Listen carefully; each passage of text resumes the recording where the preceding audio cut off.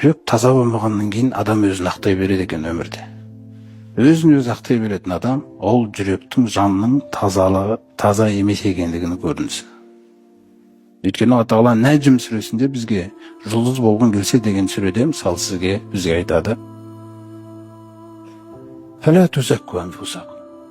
Өз нәпсілеріңді ешқашан ақтамаңдар дейді. Сөздеріңмен, өздеріңнің бір айғақ дәлелдеріңді әкеп тазартпаңдар дейді. Мен білем ғой дейді кімнің тақуа екенін. Кімді тақуалықпен байланыстырып жатыр. Мен білем ғой.